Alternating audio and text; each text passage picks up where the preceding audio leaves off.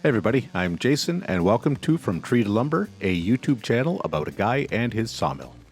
My initial plan was to show you a video of this beautiful straight-grained ash tree that I took out of the back of the property, but I ended up with a little bit of a situation where the sawmill, where the blade skipped off, which hasn't happened in quite a while, and it turns out that the belts have worn out. It's not a big surprise. I do keep an eye on them. They just go.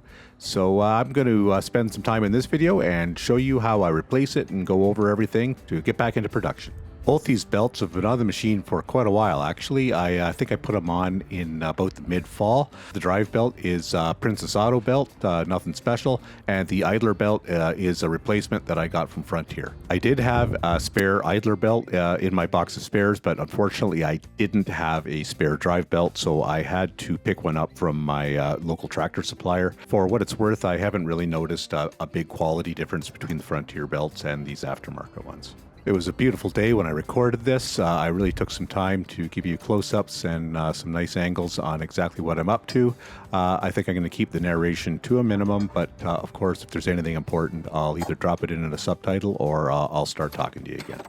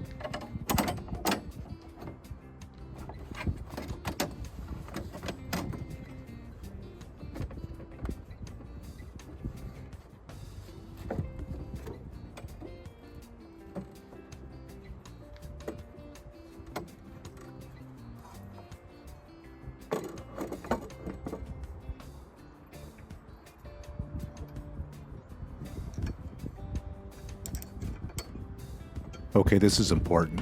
I don't start counting my turns to tension the blade until I take all the slack out and I can't turn that little washer right there by my hand.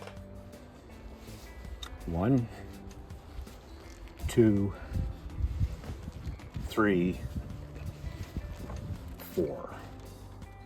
So every time I change the belt and actually a blade, I like to just double check the alignment, make sure that the blade is sitting on the belts properly. To properly do that, you have to make sure that you turn the blade so that it goes around one complete revolution, not the wheels, the blade.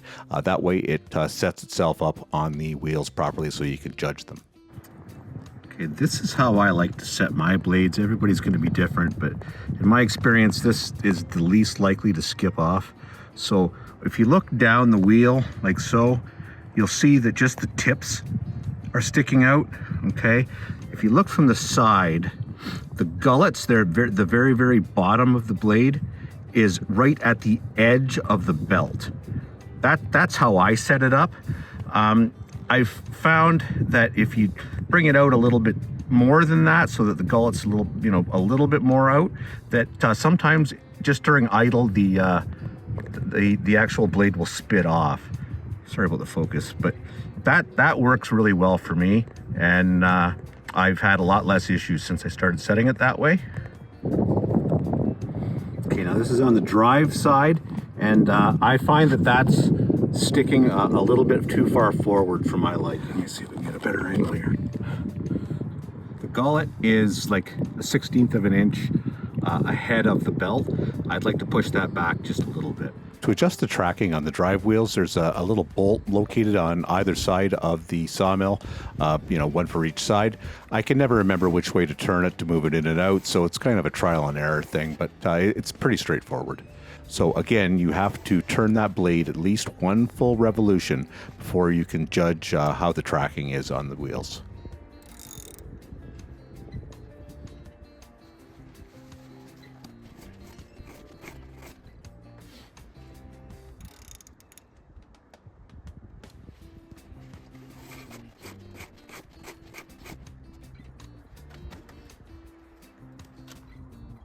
Okay, there we are, right where I want it.